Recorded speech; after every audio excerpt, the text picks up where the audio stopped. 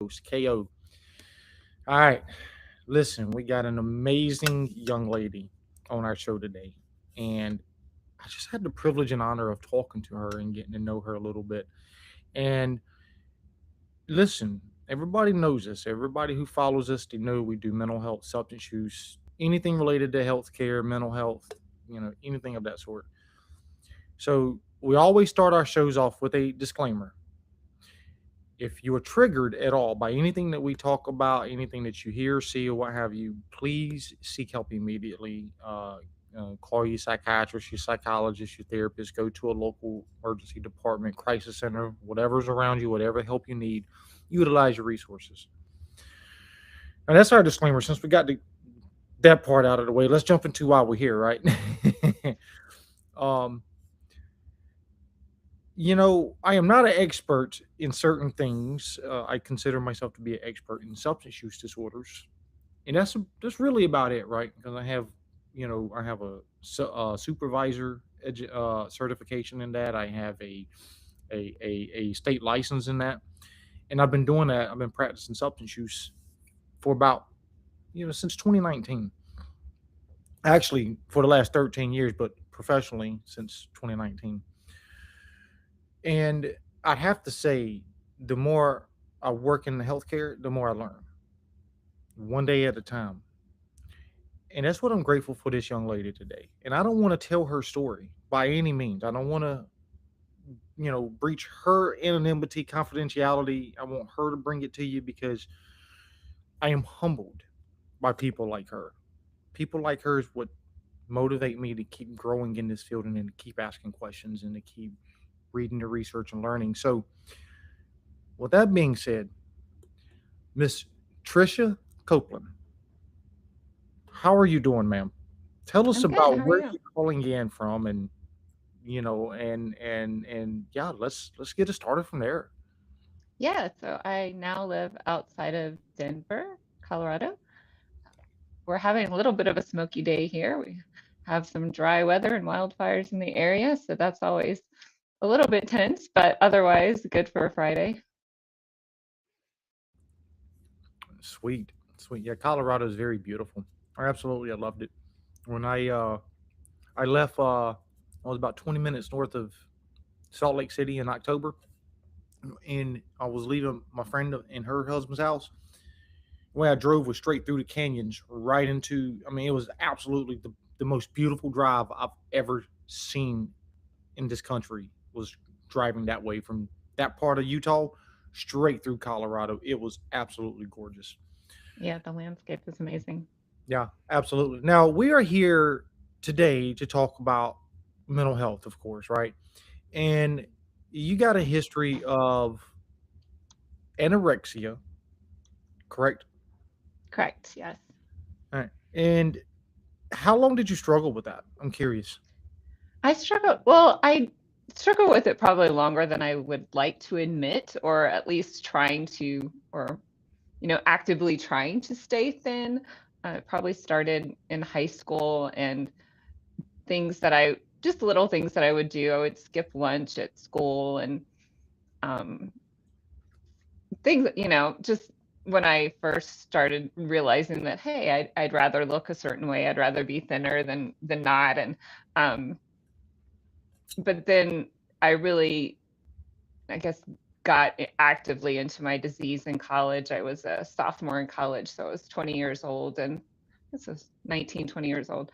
And I just became really depressed. I was stressed about school and making the right grades, and depressed about losing a relationship, and decided that, hey, maybe if I work out more and I'm thinner and I look better, I'll be happier. That was like my main goal. Okay. So I started working out, I started losing some weight, and you get tons of attention when you do that. I wasn't ever really overweight or very heavy, but freshman 15 um, had happened, and it kind of worked for a while. I mean, more people complimented me. I had more energy, but it really became an obsession and addiction. You talked about substance abuse, and a lot of eating disorders is sort of an addiction. It's addiction, whether you're withholding food, over exercising, whatever you're doing, it's an addiction to that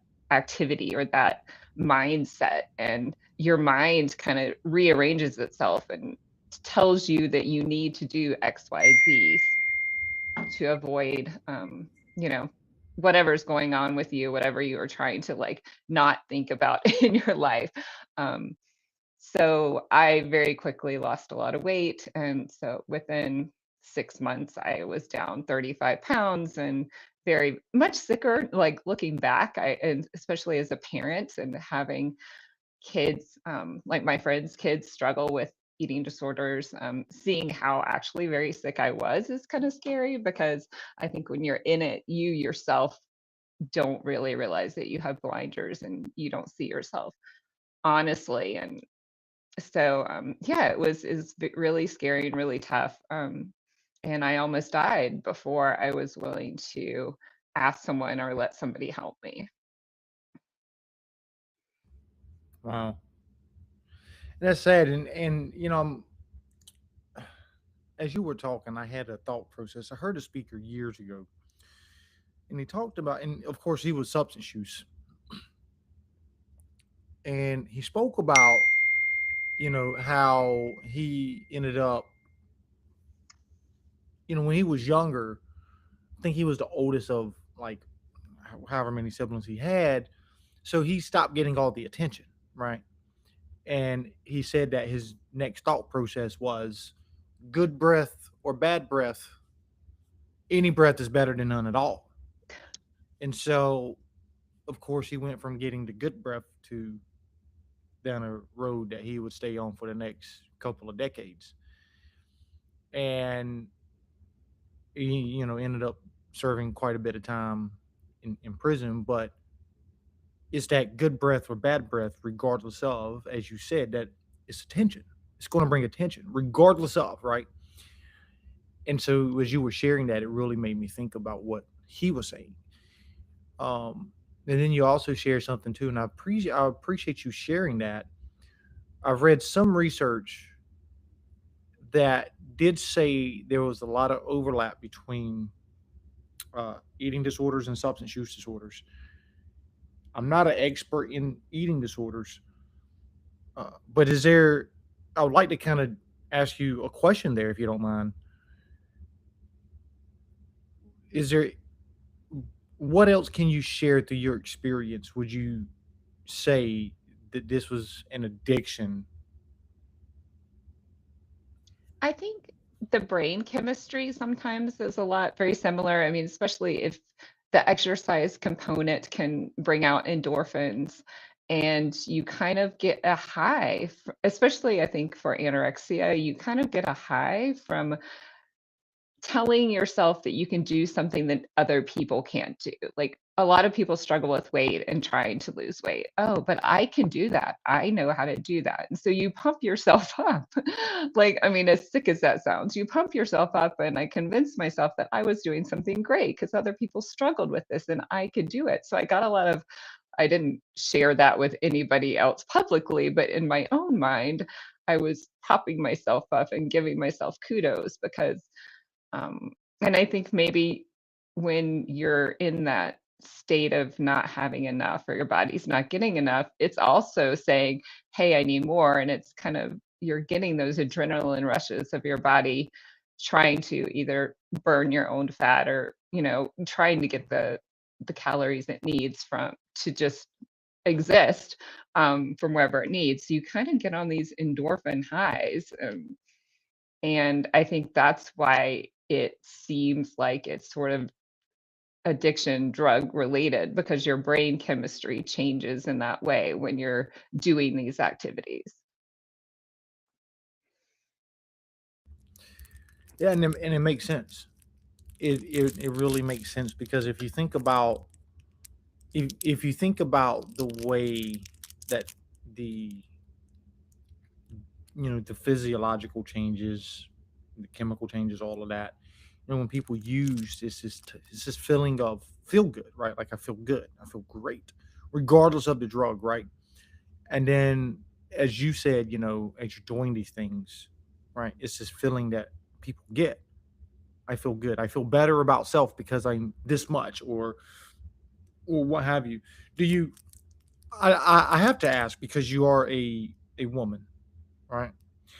Do you think that being a woman, including or along with social or societal standards, do you think those two or either or of those played a part in eating disorder? I think it does. I mean, I think 70% of people with eating disorders are women. There's a big pressure to look a certain way, to be a certain body type a lot of times. And I think maybe women maybe place more emphasis or more importance on how we look. And so I think sometimes that does play a part for people. And it is tied to a lot of people's self-worth, or and women maybe especially self-worth. So that is can be a major factor. Gotcha. No, and I do appreciate that, and I think that's a distinction that needs to be talked about, quite a bit because I think society sets these ideals or these ideas out there that hey, I have to think like this, or I have to look like this, or even with guys, right? Like I have to be this big old huge person with the six pack muscle and the squared off jaws or whatever, whatever the societal standard is. And I think that you know, at least this has been my experience with even my self esteem issues is if if I'm not meeting what society says, right, then I can retreat into my or I run the risk of retreating into self and having this this this false idea of I'm not good enough, I don't look good enough, I don't meet the standards, I'm no use to anybody, I'm worthless, I'm used like all of these negative self messages. Does that make sense? Yeah, definitely. I definitely had all of that, like just feeling like I would never reach that goal, but hey, maybe my body can be perfect, which um yeah, which obviously is an unattainable goal too. Right, right. No, I mean, and that was in, you were went through your 20s, and I think you even said your 30s, right? That you struggle with this. No, I got help when I was 20, right after turning 20, and after that I was in recovery. So, Gotcha, yeah. gotcha. Okay, so I lied. Apologies, then. I went back and wrote about it in my 30s, I guess. Ah, Yeah, that's where the 30s came into play. right. Okay, cool deal. So let me ask you this. All right, because people I think often get that or often think that recovery is supposed to be like a bed of roses. It's supposed to be a gold plated freaking staircase that all of a sudden poof be gone, all of my issues go away and they're null and void, right? And and I saw you shaking your head because that's a myth, right? That's a myth. So I shared that because of my question to you, and I want you to share your experience with. Do you still struggle with some of those thoughts or some of those ideals of, hey, this is what I should look like, or whatever some of those old ideas are? Yeah, definitely. I mean, I think I still have a little bit of body dysmorphia sometimes. I can look at myself in the mirror and not really see me as the right size I am. I think, that's a common problem with people with eating disorders and, you know, um, maybe women more than men, I don't know, but like you don't see yourself accurately, I guess is the word. Um, and definitely, I mean, recovery is not fun because, for at least 6 to 9 months, I didn't feel anything that I was supposed to be feeling and supposed to be processing. And then, when you take that addiction or that distraction away, you're still left with all of that you need to work through and look at and see, okay, well, what was really going on and why was I trying to escape and um, kind of process all of that, which is not fun. It's never fun, right? Wow. No, you're right. And I'm not laughing at you. I'm laughing with you on that one because I love what you shared. I really do, right? You just shared, I think, one of the most important things I think people need to really understand is that people with mental health, whether it's eating disorders, substance use disorders, or what have you, right? Bipolar, doesn't matter.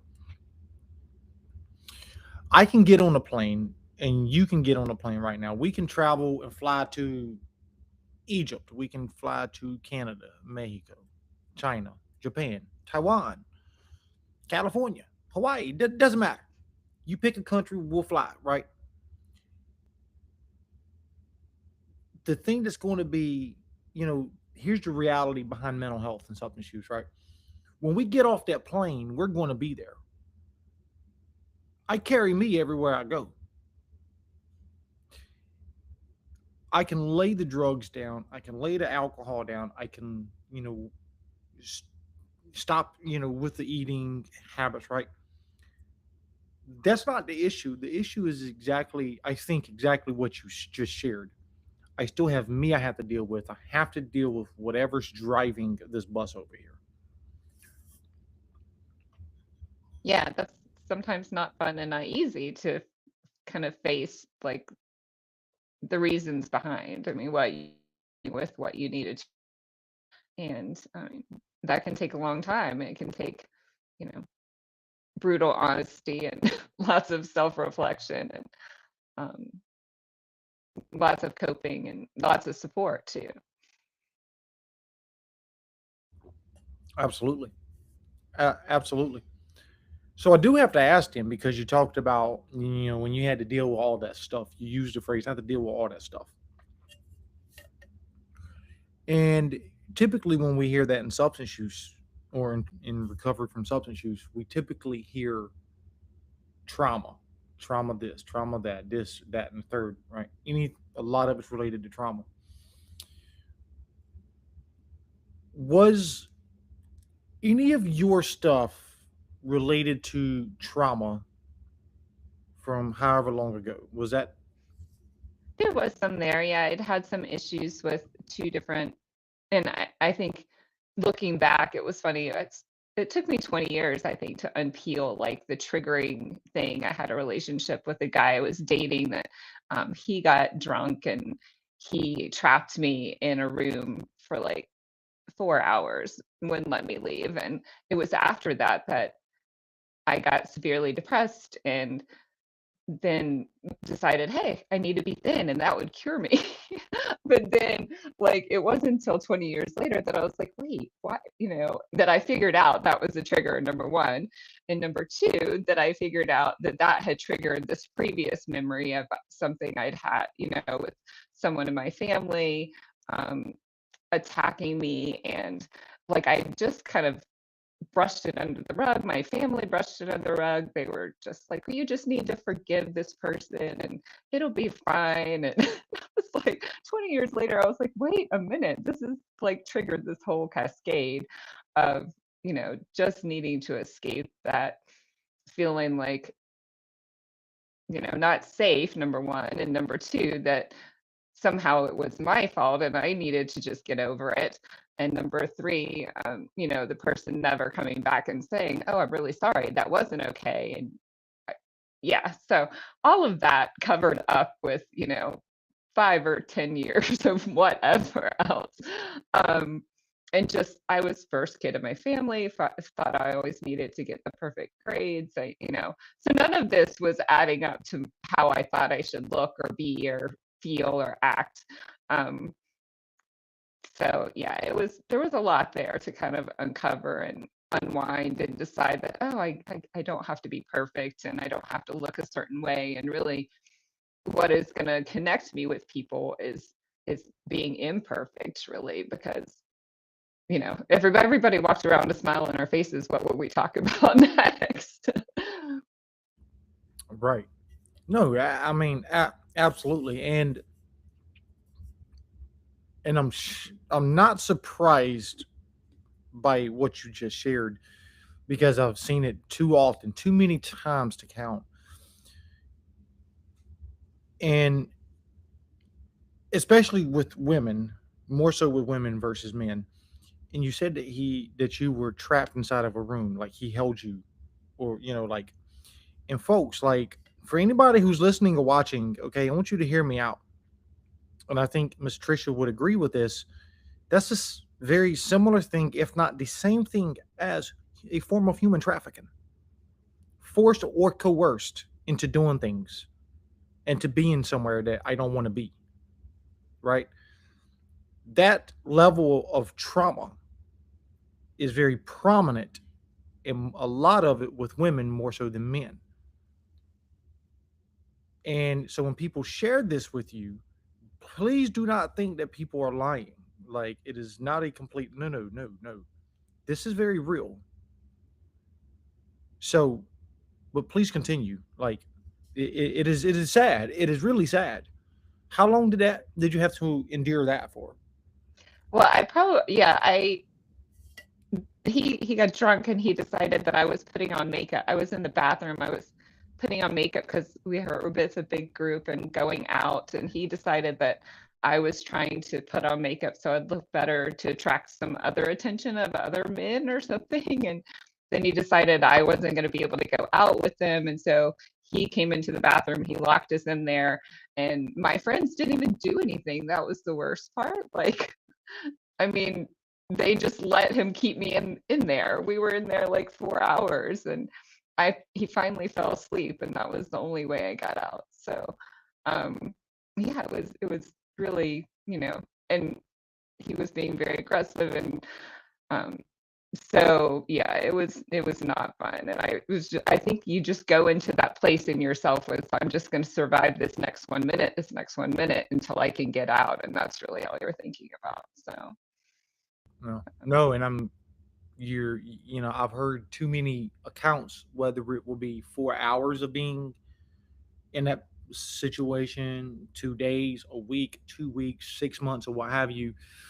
Human trafficking is human trafficking is human trafficking, right? Like you're being forced and coerced to be somewhere, and that is a form of being of human trafficking, regardless of what one's definition of it is, right, or what one's perception of it is. And but there's no but, and the experience is the same, is exactly what you just shared. Literally went down to a level inside, or somewhere inside of me. How do I survive the next second, the next minute, right? And it's about tapping into our basic survival skills. What do I do? Do I need to look beautiful? Do I need to look prettier? Do I need to, what do I need to do to survive so I can make it out and make it through on the other side? And I've heard, as a therapist, I've heard so many people share ungodliest of experiences of what they've been through and what they experienced in situations like that. And it's sad. It is really, really sad. Yeah, it's hard to think about. I had no idea that this person was an alcoholic, or he would be triggered, or any of those things. And yeah, it was just being in the wrong place at the wrong time. And yeah. So let me ask you this then, because you wrote a book on it, right? Like you became an author. You wrote a book. I mean, took you, I think, I would assume about a decade or so to, in recovery before you started writing and before you published it or what have you. What made you feel comfortable in sharing or writing about your experiences with eating disorders and kind of talking about some of the stuff? I think I did decide to write it as a fictionalized account, so the character is me, but not me. I gave her, a little bit different. It's set in the same time period where I developed my eating disorder in a college setting, but the character is, doesn't have my name, doesn't live where I lived, didn't go to the college that I went to, and kind of changed up a lot of the details of the character's life. So, but most of the experiences that she goes through were my experience, just kind of a fictionalized account of those experiences. So I think I felt more safe doing it that way. And it's still kind of raw, because I do say that it is a fictionalized account of me, but it's not as raw, I think, as if I was writing it as an autobiography. Gotcha. No, and I do appreciate you sharing that. Do you? Okay, I have to ask now. I have to ask because journaling is a very uh, supportive technique, therapeutic technique, things like that. And just as a reminder to anybody who's listening or watching us, we talk about clinical stuff, but we don't give advice. Okay, so anything that you hear on any episode that that we do that is out there, uh, it is educational only. So talk to your therapist, talk to your medical provider before you do anything that you hear. Do you feel like writing your experiences and publishing it? Do you feel like that kind of like maybe brought you some closure or what have you? I think it did. Yeah, it brought me some peace. But it also, I mean, I feel like I had so many people that supported me in my journey that it also was a little bit of, I wanted to give back. I wanted to show people that there is hope, there is recovery, there is a full life after an experience like this. Because when I first got into treatment, I first decided to get help, I really was down on myself. Like I was telling myself, you ruined your whole life. Why did you do this? You should have known better. Now nothing is going to be right after this.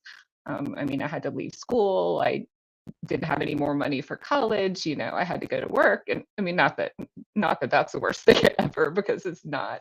Um, but it was definitely one of those moments where I could have been like, oh, this is not worth it. And I guess my message is it is worth it, and things do get better, and there is a wonderful life on the other side. No. No, and when you're in the middle of, in the midst of that darkness, like it's really hard to see the light on the light on the other side at the end of the tunnel. It's really hard to experience, or think about or feel positivity, hope, things like that. And one of my favorite authors, Viktor Frankl, he wrote about his experiences in the Holocaust camp, and he talked about how, you know, when we're going through things, and I want your ideas or your thoughts or your experiences with this, but he talked about how when we go through things that, you know, of that is so horrific, when those who survive or are most likely to survive to the other side are those who maybe had to adapt their sense of hope, their sense of positivity, maybe had to, you know, they held on to something related to that versus those who were not, you know, didn't make it, they, lost a sense of hope. They lost a sense of purpose, things like that. What was your experience when you were going through that darkness? I mean, did you try to maintain some type of hope and purpose as Viktor Frankl stresses in his literature, or yeah, I mean, share some of your experiences with that. Yeah, I guess if you're thinking about whether when I was in my disease or in my recovery, so in my disease, yeah, it was just okay, I'm gonna try to not eat today. and, and that was my goal. That was not a good goal, just for the record. But in my recovery, it was very interesting. I got really sick. One day my heart started racing, and then it was like beating really slow. So I knew that something was definitely wrong. So I had to call my friend, and she took me to the urgent care that was on campus. And there was a doctor there, and she was kind of notorious for not being a great doctor, being mean, I guess, to students. And she told me, she was like, "This is your fault. We can't help you. You did this to yourself." And I was so pissed off. I was so mad at that doctor because it was partly true. Okay, yes, I started out wanting to be thinner and wanting to just escape whatever was going on with me, but I couldn't stop. Like your brain gets rewired and you tell yourself you have to do this every day or you're not going to survive. So so in recovery, and my first thing was being pissed at her and being like, okay, I'm going to show you, I'm going to beat this. And just because you told me that I couldn't and you couldn't help me and I couldn't be helped, I'm going to prove you wrong. So that was like my first, no, I'm not going to die. And so I guess that was kind of a kick in the pants a little bit. I needed it, obviously. Um, and my whole thing from then on was like, I'm not going to let myself kill myself, or I'm not going to, not going to let me kill myself through this disease. I'm going to survive. So I kind of got that fighter attitude about it. And it still wasn't easy. Like, I didn't like doing all the things they told me to do to get better. Um, I didn't like going to therapy and talking about it. I didn't like eating the food 3 times a day they told me to eat. But one day at a time, you get better and your mind gets less foggy, and you're like, oh, this is what living is about. Like, talking to people normally and doing normal things. So, yeah. Wow. Yeah, no, and that's the beauty of recovery is we get to experience something that we never experienced when we were active in our disease. And I have to say, it bothers me when that provider said something to you like that because to me, man, like when we look at healthcare, healthcare is, do, do we need people who are hardcore compassionate, right? Like my medical provider, I had to go talk to her about something, back in January, whenever she was like, Kevin, I was having a great day till you showed up. Now I got to understand men's health. And I'm like, whoops. Right. But, but it was one of those things, right? Like she's my primary care. I mean, she was cool, like she's one of those that will be compassionate and empathetic. She does it from a hardcore perspective, but she's down to earth about it, right? Like she's funny. She is funny as all get out. But it's another thing to really be completely just a rejectionist person, right? Oh my God, it's your fault. Period. Like, what kind of healthcare do we get? And this is my problem with people and those who work in healthcare can't see it. And I'm serious. Like a lot of people who work in healthcare, they don't get it. Whether it's board of directors or whether it's not board of directors, whether it's supervisors or not. And like they don't read research. But reality is exactly what your experience says is what research currently supports is that over 75% of Americans report not receiving the type of healthcare that they want or deserve or need, right? And that is sad. I don't make this number up. But if people are experiencing what you experienced, that makes that 75% plus actually a reality stat, right? Like that's a real stat. And so I shared that because my question to you is this: when it comes to eating disorders, what do you feel like are some of the main gaps or major, I'm going to say major gaps, not main, some of the major gaps in healthcare as it relates to treating eating disorders? I think eating disorders are so hard because they're physical, they're emotional, they're mental, they're, you know, your their your brain chemistry is off too. So I think it's such a complex issue. And so many people hide it for, I mean, they don't want you to find out, just like a drug addiction, they don't want you to find out that they're doing this. So, and it touches so many different medical realms. So I think it is very challenging. And the type of recovery I had was like a substance abuse recovery. It was treated like an addiction, and I don't know that they're treating it like that now. But I don't know, like maybe one thing works for one person and something else works for someone else. I definitely went through a 12-step program. There's Overeaters Anonymous that I feel like was a lifesaver for me, just like Alcoholics Anonymous or any of the anonymous programs. So that, along with therapy, along with, all of these things, seeing a dietitian, um, I think it had to be that complete picture of having all those different providers and support systems. that was what helped me recover. You know, no, and I appreciate that, and I think it is important to understand that just because I shared that experience, or not experience, but that stat, everybody's experience is different, right? And your perception of your experience is also key. Uh, and there's a lot of fixing that needs to be done in the healthcare system. It's not a perfect system, and unfortunately, mental health is the second cousin to the healthcare system. So if one of them's broken, the other one's broken, unfortunately. And you know, there's plenty of room for progress and change and updates, of course. And so my encouragement to anybody is exactly what Miss Trisha just shared. It's a individualistic approach. It's an individualistic experience. Your experience is your experience, and recovery is recovery, which again it goes back to your experience being your experience.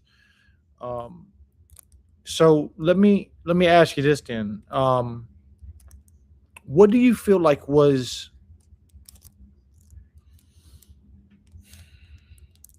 one of the main things that helped you to get into recovery?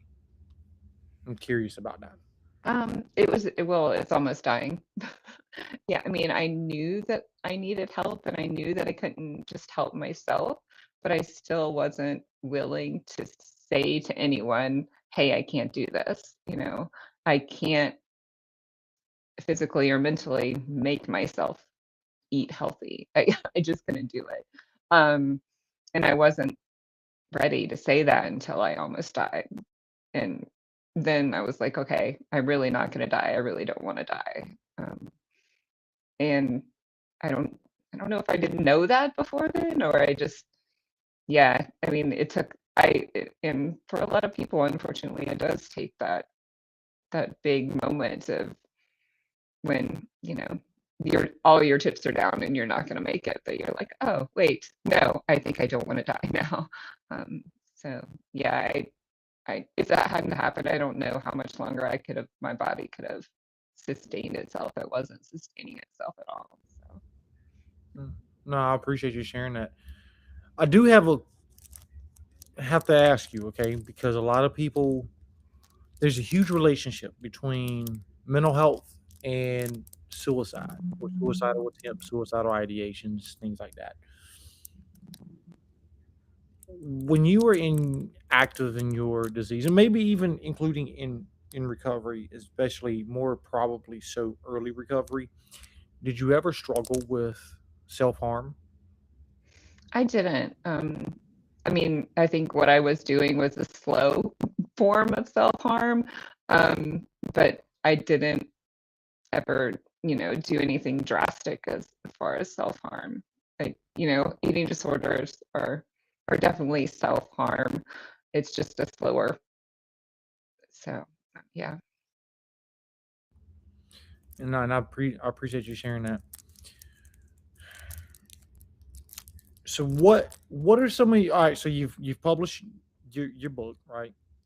What are some of your next steps from here as far as it relates to your recovery, maybe your work in the community, to maybe giving back? Like, what are some of your next steps? Like, what are some of the things that you feel like are you would like to maybe accomplish, like over the next however long? I mean, because you've been in recovery for a minute, so that's a beautiful thing. Right. Right. Right. Yeah. I So mean, so you've accomplished that. Like, what are your next goals as far as like doing this?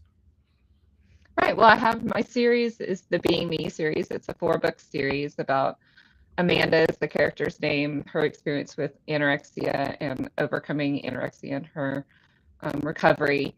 So I love getting that out there and just having it available for people to read. And there's romance in it and there's fun things in it too, in addition to um, the poignant subject matter. I like being active with the National Eating Disorders Association. We just had National Eating Disorders week, or like I think last week or the week before last.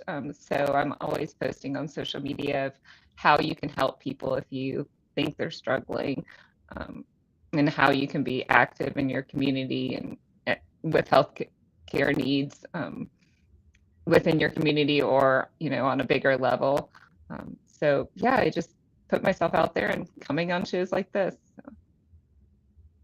I love it. I love it. And that's the thing of that, people often ask, when we get into recovery, what can we do? And what is there to do? What kind of life is recovery? And people think that it's often a glum lot, right? And it's not. Recovery is not a glum lot. And it is about showing up, uh, speaking at conventions or, getting active with the eating disorders, conference, the organization that you said that you're a part of. Um, it's about showing up on shows like this. It's about being active on social media, things like that. I mean, it's all of that. I mean, that's what recovery is. And when we get into recovery, I think we move into an idea of slowly from an individualistic life to more of a collectivistic life where life isn't about me, it's about what I can do for others and things like that. I think that's really what recovery is. I know, yeah, it doesn't have to be. I mean, you know, a lot of people just, go to work, go home to their family, and that's recovery too, right? Like, um, and that's the gift, I guess, is, you can choose to do with it what you want to do with it. Everybody, I think, gives back in their own way. Right. No, absolutely. Absolutely. And there's a guy I heard he had over 50 years of recovery. And I asked him one day, I'm like, you know, just that and the third, blah, blah, blah, so on and so forth. Help me understand. Like, I'm in a full blown panic, right? And the man just simply and smilingly, I mean, we was like, okay, recovery gives you a life. It's up to you to live it. However you want to live it, it's totally your call. It doesn't dictate how you got to do things. Totally your call on how you live in recovery. And he's right. You're absolutely right. You just said the same thing that he said. If recovery is about going to work, coming back home, going to sleep, feeding a dog, whatever, like that's what recovery is. Everybody's experience with recovery is completely different. And so yeah, I mean, I could not agree more with you on that one. Well, let me ask you this because you've already published how many books now? There's 4 books in that series. Right, 4 books in that series. Any more books you plan on writing as it relates to eating disorders or anything related to your experiences of? Um, they're not particularly, I mean, I definitely have mental health aspects in my other books too. And maybe some trauma recovery too in my other books. So I write young adult fantasy as well as like new adult romances. So even my romances, I mean, I can't write just like the fluffiest fluff book, but they all do have definitely themes of positive mental health and growth and um, just good mental health and health practices. So I like kind of just putting those in my book, but I think, not specifically right now. Gotcha. Yeah. No, and I appreciate you sharing. I know some people will say absolutely 100%, yeah, and they're full behind, doing what have you. And so I was just curious over that. And so let me ask you this because I know it's about time for us to wrap up. All right. If people wanted to reach out to you for mentorship, maybe some coaching, maybe some I know you said that you even went through a 12-step program. So if people want sponsorship or anything of that sort, want to contact you to even speak, oh, how do they contact you? Right. So, I mean, you can go to my website or my email is trisha@trishacopeland.com. That's a good way to reach me. I'm on all the social medias, so good way too. All right. And where can they find your books at? All my books are on Amazon, Kindle, and Kindle Unlimited. So it's the Being Me series. It starts with Is This Me? All right. What is your? No, hold on. We're gonna do that last. If there's anybody who's watching us or listening to us, what is one thing that you hope they can take away from this? Just that help is available and that it's not, I guess, weak to ask for help, I guess. It's actually brave to ask for help. And I guess I honor that too. It is scary to ask for help. It is scary to kind of face all those things that you're trying to run from, but that there is, there is a good life on the other side. Absolutely. Absolutely. And last but not least, most important question here. You ready for it? I'm ready. Most important question you're going to be asked probably for the rest of the day. What is your call to action for people?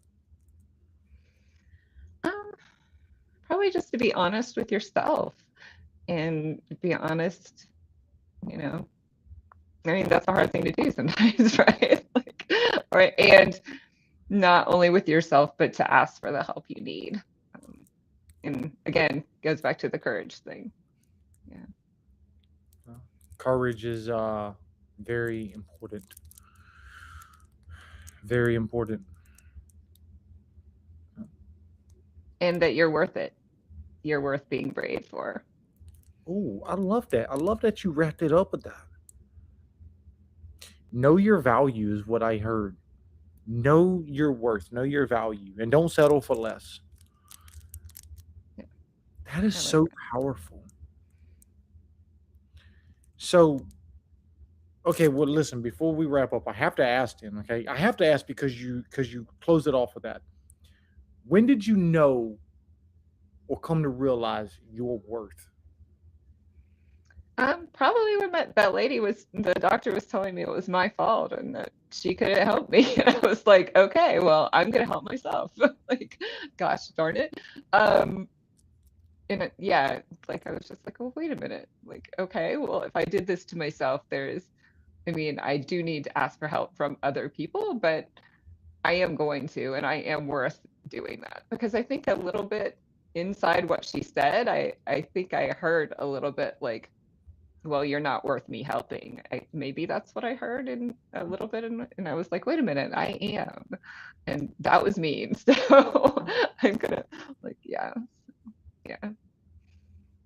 It's beautiful. Well, listen, thank you for showing up. Folks, you heard it best from Miss Trisha. Not from me, but from Miss Trisha. There's hope out there. There's resources out there. Uh, and I think she would agree with what I'm about to say. You never, ever have to be alone again. So, any final questions, comments, or concerns, Miss Trisha? Thank you for having me, Kevin. I really appreciate it. Listen, I appreciate you being willing to show up. People like you is what keeps the world moving, or at least keeps this world moving. Well, thank you so much for being you too. Thank you, ma'am. I'm gonna end the live, so don't hang